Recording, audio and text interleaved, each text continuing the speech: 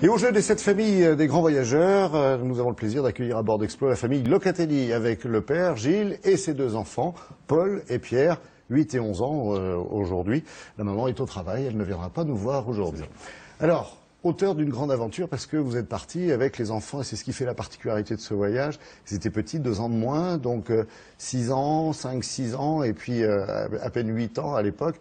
Sur la route de la soie, carrément, ça vient d'où cette idée ? En fait, on a un projet de famille, projet de partager une expérience avec nos enfants. Et c'est vrai qu'avant, on avait voyagé déjà un petit peu sur des séjours plus courts. On était allé avec eux, par exemple en Inde, ou sur des séjours de 15 jours, 3 semaines. Et puis déjà, nous, avant d'avoir les enfants, on avait déjà pas mal voyagé. Et puis on s'est dit, c'est le bon âge, 6-9 ans pour pouvoir essayer de partir un peu au long cours. Donc on a cherché un petit peu quels moyens on pouvait faire. Au début, moi j'avais pensé partir en vélo, mais ma femme était moins motivée. Donc du coup, le camping-car restait un moyen quand même assez, déjà assez confortable, sécurisé. Et puis le gros avantage du camping-car, c'est que on peut dormir où on veut. Alors c'est vrai que l'avantage, on dort où on veut. Du coup, on n'a pas à se poser la question où on va dormir. Mais vous n'êtes pas parti comme on prend la route des vacances un soir d'été. Non, c'est vrai qu'on a réfléchi quand même un petit peu avant, bien un an et demi. Parce qu'il faut quand même s'organiser, déjà au niveau de nos boulots, il faut s'organiser au niveau de ce qu'on laisse. Voilà, on laisse une maison, on laisse de la paperasse à gérer ou à faire gérer surtout par les autres. Et puis il y avait aussi la déscolarisation des enfants. Pendant 6 mois Pendant 6 mois, en sachant qu'on était parti en mars. Donc mars, si on impute les vacances d'avril et d'été, ils n'ont pas énormément manqué grand-chose. Alors qu'est-ce que vous êtes dit, Paul et Pierre, quand on vous a dit à la maison, on part pendant 6 mois sur la route et on s'en va Cap à l'Est en camping-car. Vous avez dit chouette ou alors non, on veut rester à l'école?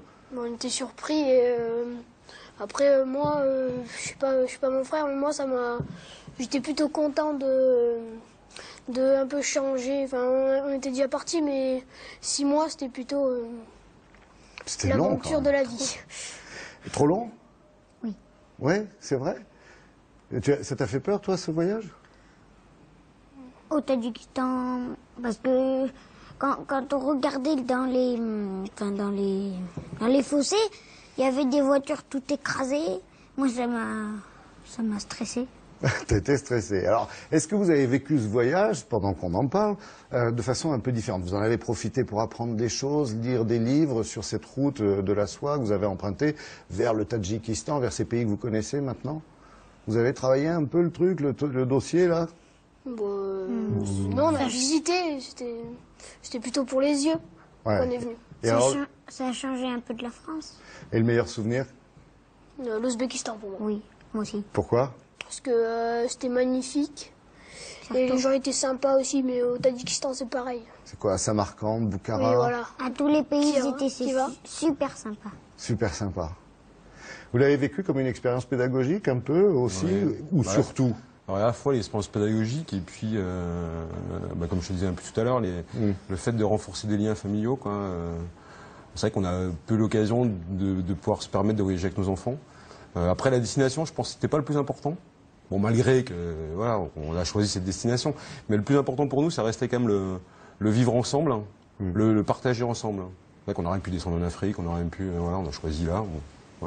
Et sur le plan professionnel, parce qu'on parle de la scolarisation de Paul et de Pierre, sur le plan professionnel, ça ne posait pas de problème? Sur le plan professionnel, on s'était arrangé avec nos employeurs pour prendre un petit congé sans solde, cumuler de congés d'été, et comme ça on a pu partir à peu près 6 mois. Vous voyez que c'est possible, presque au dernier moment de partir comme ça sur un coup de tête, parce que ça a l'allure un peu d'un coup de tête. Oui, mais c'est quand même c'est quand même un peu réfléchi quand même, parce que l'employeur on lui dit pas non plus le vendredi soir, lundi tu vas plus me voir pendant 6 mois. Et alors la route au départ, c'était traverser, j'allais dire l'Europe centrale, s'enfoncer vers les steppes d'Asie centrale, et puis franchir la frontière chinoise. Ouais, alors le projet initial c'était ça, donc en fin de compte on est passé par le sud de un petit peu le sud. Il y a en fait 2 routes pour aller plus ou moins en Ouzbékistan.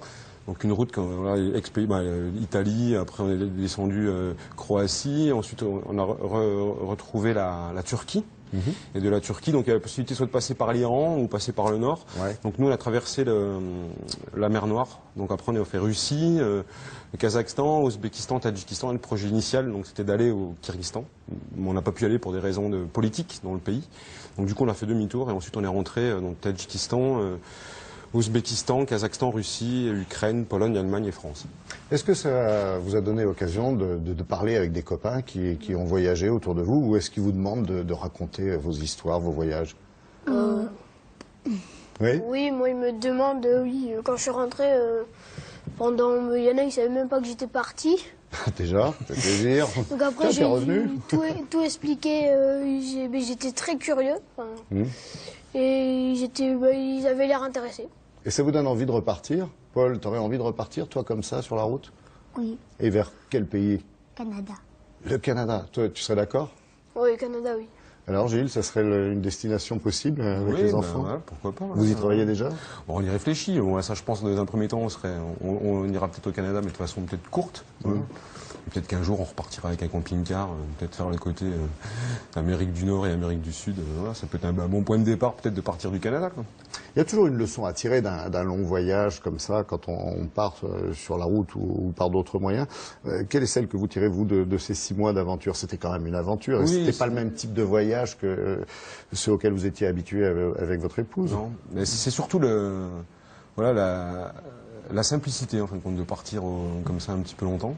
C'est vrai que souvent, quand on part que 15 jours, 3 semaines, on est à peine parti, qu'on pense déjà au retour.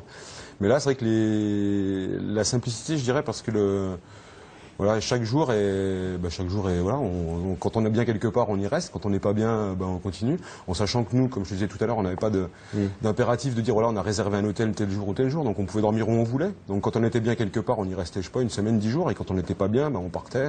Voilà. Donc c'est assez simple. Après, je pense sur type de projet, ce qu'on a peut-être moins réfléchi, c'est le choc du retour.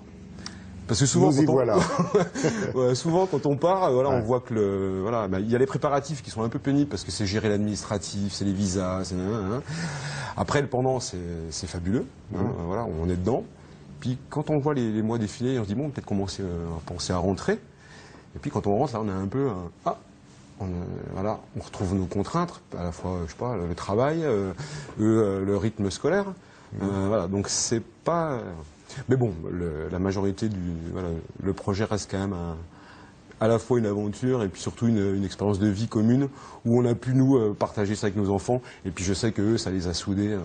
C'est vrai, ça en a fait 2 vrais frères. Comme on dit, vous le sentez comme ça aussi? Ouais, allez. Ouais, vous tapez plus dessus du tout. Non, avant, c'était bien pire qu'avant. Ah ouais, c'était bien pire que là. Là, vous êtes plus des Gengis Khan, vous êtes juste des petits agneaux de la steppe d'Asie centrale, plus doux, plus gentils, vous rendez service tout le temps. Jamais eu de galère matérielle? Non, pas de galère matérielle, hormis, on avait un petit peu sous-estimé aussi l'état des routes dans quelques pays, comme le Tadjikistan. En gros, il y a une route simplement qui traverse le pays. C'est pas la Nationale 7. C'est pas la Nationale 7, c'est la M41, pour ceux qui connaissent. Et c'est vrai qu'on a eu des petites galères, des coulées de boue, des ponts qui s'étaient écroulés, donc on a attendu qu'elles soient réparées. Mais même dans ces petites galères, donc on n'a jamais été, nous, réellement en danger, seulement le danger d'attendre, voilà, c'est tout, mais c'était pas un danger. Et on a sympathisé avec des camionneurs, avec des gens, des locaux. Oui, la 41, c'est pas des nids de poules, c'est des terriers d'éléphants qu'il y a dessus quand même. Oui, c'est des vrais trous.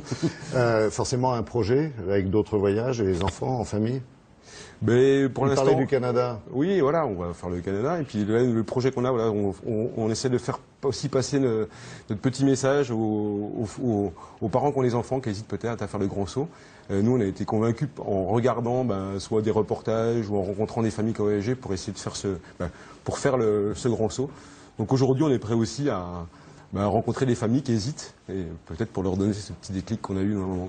En les rassurant, en leur disant que les enfants sont totalement adaptés à ce genre de situation, qu'ils sont capables de prendre 6 mois, non pas de vacances mais de travail sur les routes, que l'éducation nationale les reçoit à bras ouverts quand ils reviennent parce qu'ils ont plein de choses à raconter aux autres, j'imagine, et que ce sont des expériences sympas pour une famille, vivre en famille. Vous l'avez ressenti comme ça, vous? Oui. Ouais, c'est une bonne équipe à 4. Une bonne équipe de voyageurs. Bon, bonne chance pour le Canada. Revenez-nous avec des images la prochaine fois, et des films, et puis n'hésitez pas effectivement à raconter aux autres que c'est pas si compliqué de ça, de prendre la route et de s'évader, de vivre ses rêves. Merci en tout cas à la famille Locatelli d'être venue à bord d'Explo. Merci à vous d'être fidèles au rendez-vous d'Explo. On se voit mardi soir, 20h35, si vous passez dans le coin, sur France O. Salut!